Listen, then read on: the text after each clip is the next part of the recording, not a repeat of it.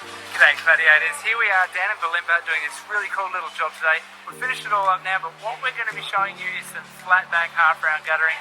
You're going to absolutely love it, and you're going to find that you'll be able to do it yourself at home. Stay tuned to the end of the video and find out for yourself.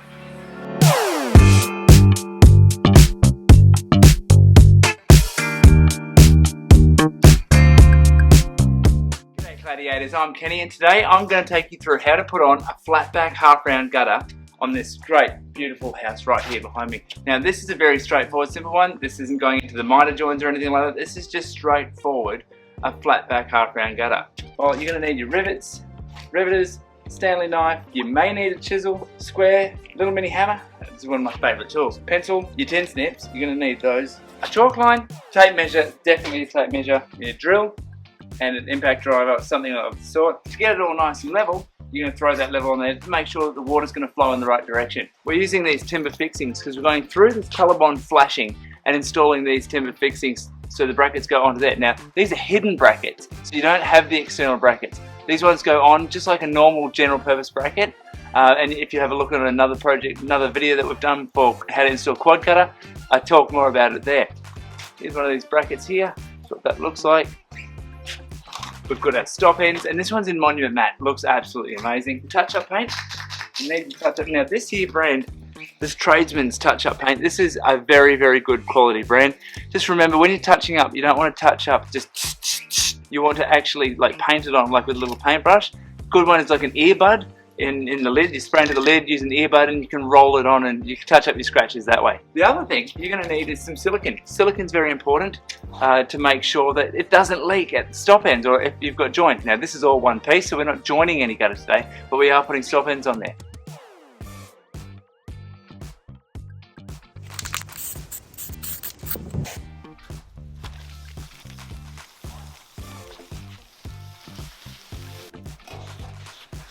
So the difference between a half-round gutter and a flat-back half-round gutter is basically this. It's got a flat back on it. So the front and main shape of it is half-round. However, it's flat-back. So it can fit on a generic conventional fascia, or it can fit on whatever else you want to put it on. So it just makes it a bit more versatile and a lot more cost-effective. Up there you can see that we've installed this Colorbond flashing. I need to go up there and finish trimming that up and getting that right so it's spot on, and it's going to tie in with this beautiful cladding which is running down this other side over here.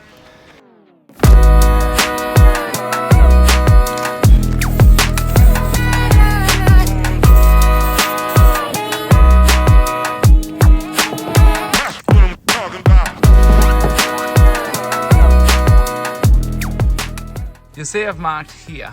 I've come down 25 millimeters from the top of this part here to that moment there, that part there, and you'll also see that, look, the downpipe's going to be running straight in there. You see the hole in the ground right there? The downpipe runs right down this edge here. So I want to come back about 250 mils back from that there and get a nice support point back here. If I put the bracket in over here, it's going to foul and potentially be in the way of the downpipe. May or may not be, but we want to keep that as far open as we can. So we're going to bring this out between 200 and 300 mils from this end.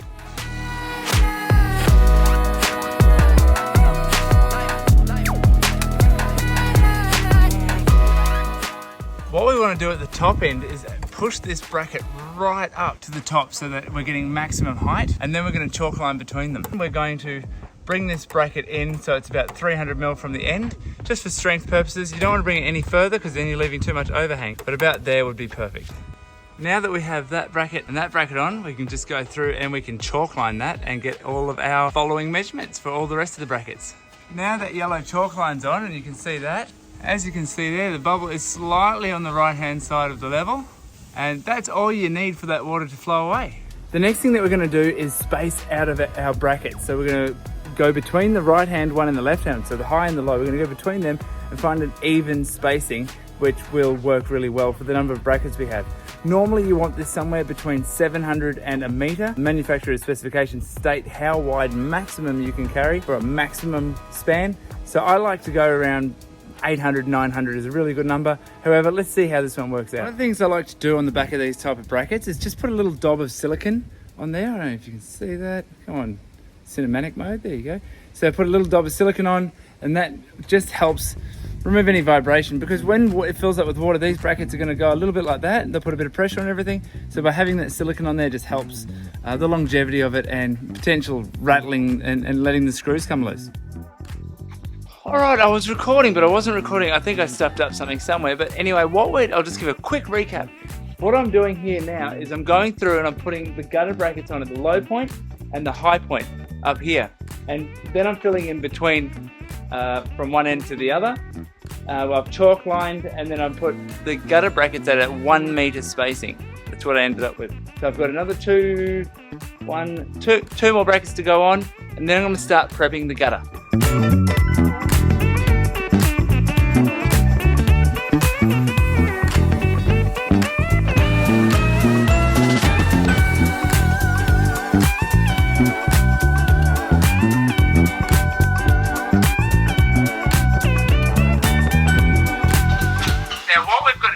Measure the length of the gutter. Easy way to do it is to hook onto that end where we're going to finish the gutter and drag it all the way back to over there.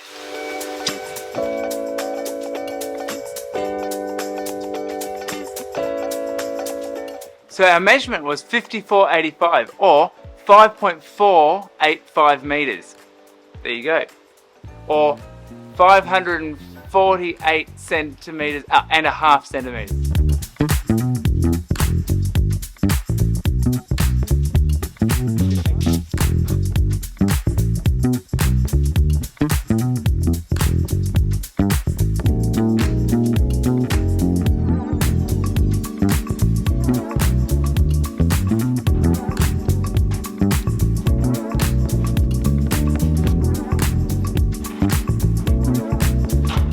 Now that we've got that cut down to size, we're going to now install the stop end on there. So here we have our stop ends. We have, well, that one's already got a little chip in it. That's a bit annoying that that's come from the fabricator just like that. It's quite frustrating. And it can be really hard to get really good finished product. You ask for new product and you get delivered product that has damage, and it's quite a challenge. They can make it perfect, and it's the transport getting it here which is the hard part. You'll have a look to see which one of these, and it's this one here, that sits perfectly in there. That's your stop end. So we're going to go through and put a few rivets through the outside of here. There's no real set rule of where you need to put rivets or how many. You just need to put enough rivets. This is where I like to use a pair of vice grips. I can sit this on the back and lock them in place. Now sometimes fabricators will make that little section there as part of the stop end, and this one here has. It's hidden it in the corner there, so that we can make the choice whether or not we're going to use it or not. That also helps hold that in, so that's sitting there really nicely now.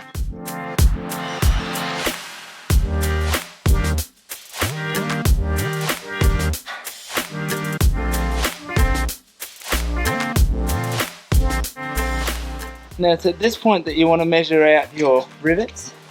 So if we said 50 and 50 again, and then 50, that works out. It's 40 at the end, but I'm happy with that.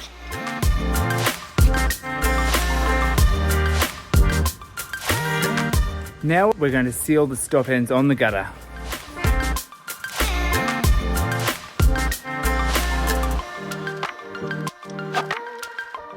I'm going to spin this. So you put a nice thick amount of silicone on, and then what you want to do is spin it. And we call this a weld. The reason you spin that is to get any air gaps from the top of the bottom out, and it just covers everything, gives a really nice finish, and basically by spinning it and welding it you achieve just a higher quality seal, I guess. Minimises maintenance for the future, because once gutters get full and they're got dirt and everything in them, it's very hard to seal them and hard to clean them and get them back to that point. Now on other types of gutters you would normally install the dropper at this point before putting it up there, but because this is a half round gutter, we want to put it up there, and then we want to centralize the dropper bracket, we want to centralize the dropper exactly where it needs to be, and we can mark that from underneath, and then we can cut it out once the gutter is on. Hey guys, just wanting to show you a little extra thing. See this here, this is the underlap, so look at the roof sheet there. We come down here, and this here is the underlap of the sheet. Because this is a flat roof, or very quite flat roof, we need to cut from there back on an angle under here to make sure that the water doesn't run up that channel and in behind this fascia, as it has been doing prior to us doing this work on this project.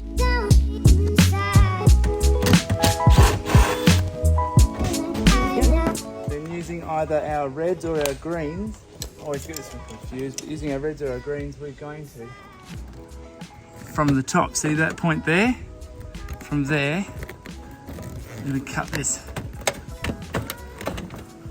Now I wouldn't call that the neatest cut, but what happens is water's going to run down this edge, and instead of picking up that little bit of extra tin there, like for example right here, water will run down here, it'll grab that, and it'll run backwards up there. But now, water will run down here, and it'll come here and just drip off, because it doesn't have that to run back along. So now we've got the gutter all made up, the brackets are on, we've peeled all the plastic off here, and we're going to get on with the job and putting the gutter on. This is where the magic happens. This is where the proof in the pudding is, to make sure we've done the right measurements, that we've put the brackets on straight. So let's get it done.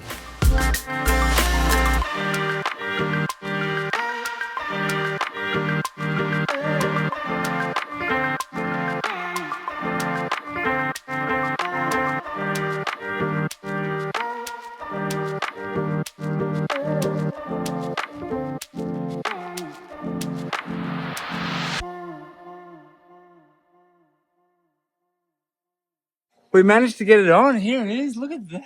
Look at that seamless line that goes underneath there. Just absolutely gorgeous. The shadow that it puts on there with that flat back. As you can see, it finishes flush hard up against that fascia. And when you've got a really nice color wrap fascia like this, and then you have that gutter, it just looks amazing. Here's the point now that we're going to put the dropper on. The dropper's going underneath there. What I'm going to do is put this up there. That flat section along the back should sit right hard on the back, and that will give us vertical. However, I don't trust it 100%, and sometimes if fascias and things aren't perfectly on point, then yeah, there could be mistakes, so always best to check. So now what I do is I get my pencil out, where I've got that sitting nicely, and I template the inside of that downpipe.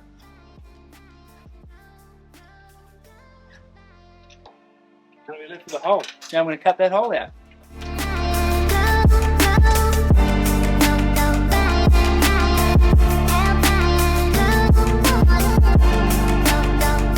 Now, with this type of dropper, it gets fitted from up underneath. We're going to put two preliminary rivets in the front so that we can lock it in place, so we know that that's where it's going to be. Then we're going to pull them out.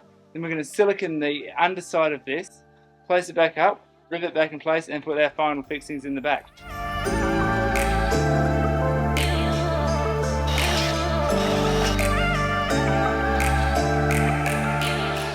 In this situation, we're going to use the black silicone that matches. It's like a matte black silicone that matches very well with the Monument matte. And we're going to put that on there, because if a little bit comes through, then it can be seen, and we don't want that. If it was a different colour, ooh, you'd start having some real ugliness then, wouldn't you?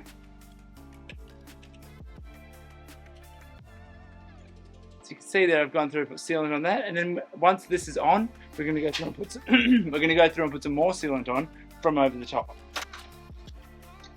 I forgot my rivets. They're in the other bag.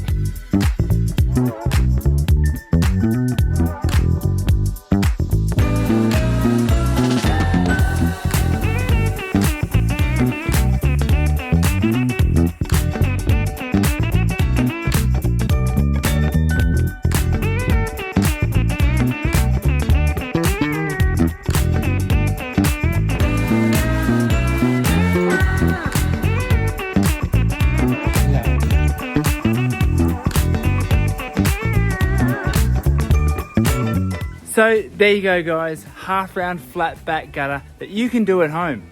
Now if you have any questions or you're trying to construct your own art, go on the Constructing Art podcast by My Cladders.